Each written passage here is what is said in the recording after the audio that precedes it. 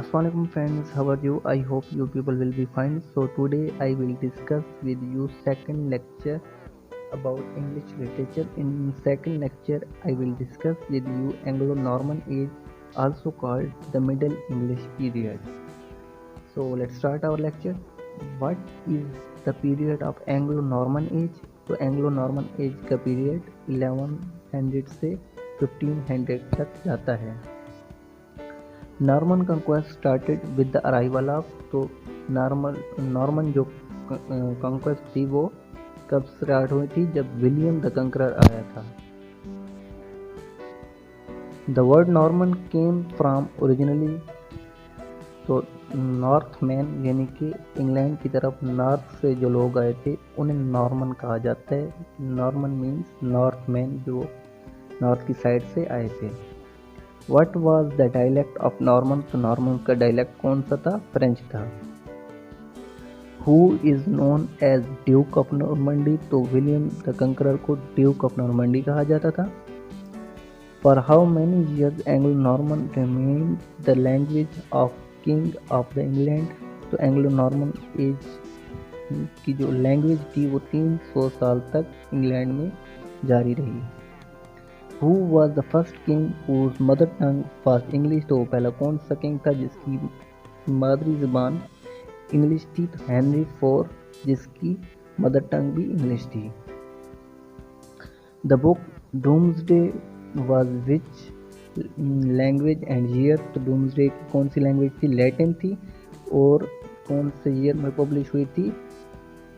1086 में ये पब्लिश हुई थी. Official language of royal court, तो जो रॉयल कोर्ट की जो लैंग्वेज थी या मीरो की जो लैंग्वेज थी वो फ्रेंच थी. What was the language of church in Anglo Norman age, तो एंग्लो नॉर्मन एज में जो चर्च की लैंग्वेज थी वो लैटिन थी. What was the language of lower class in this age, तो लोअर क्लास की जो लैंग्वेज थी एंग्लो नॉर्मन एज में वो इंग्लिश थी.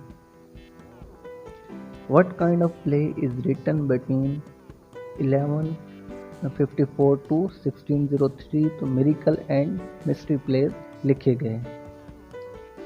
Paris Plowman written between 1370 to 1390 was authored by William Langland, तो पेरिस फ्लोमन किसने लिखा था? विलियम लैंगलैंड ने. जोफी चौसर वाज बोर्न इन, तो जोफी चौसर कब पैदा हुए थे? 1340 में पैदा हुए थे. और इन्हें father of English language, English literature और कहा जाता है. नेक्स्ट हमारे पास है मोरालिटी प्लेस. तो मोरालिटी प्लेस 15th और 16th सेंचुरी में यूरोप में बहुत ज़्यादा लिखे गए और इनमें सबसे ज़्यादा बिब्लिकल स्टोरीज इस्तेमाल की जाती थी, जहाँ पे थीम था इवलनेस का और गुडनेस का. तो एक विजडम रिटन बिटवीन 1460 टू 1463, ये भी मोरालिटी प्ले था. एवरी मैन, ये भी मोरालिटी प्ले था जो 1495 में लिखा गया.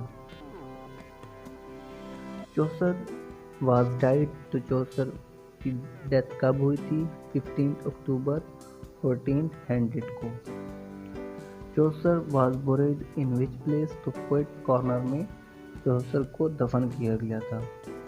चौसर also known as the Chaucer was known as father of English language, father of English literature, father of English poetry.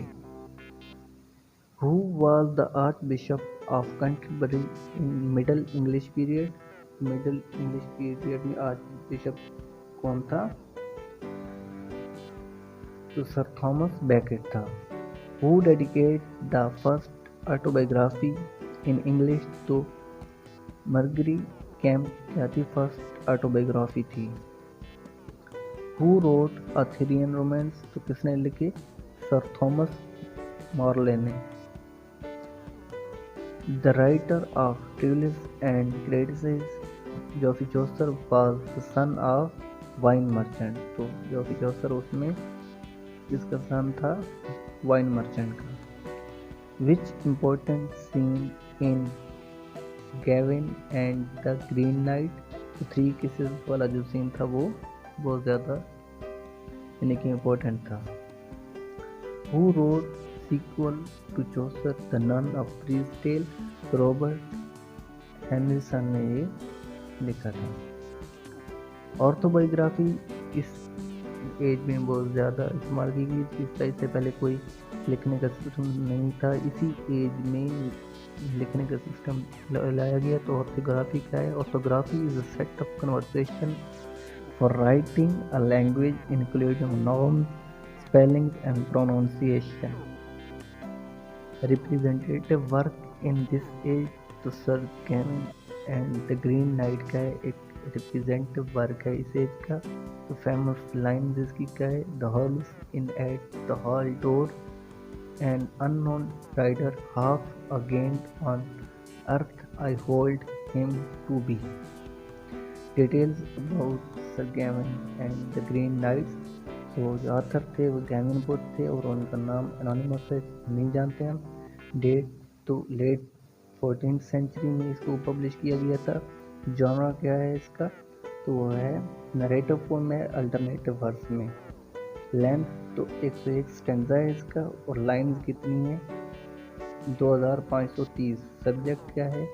Subject इसमें king Arthur court testing morality, तो किंग आर्थर के कोर्ट में morality की टेस्टिंग इसका subject था। Okay friend, this is our today lecture. I hope you people enjoy my video, so please subscribe my channel and press bell icon. Okay friends, goodbye, take care, Allah Hafiz.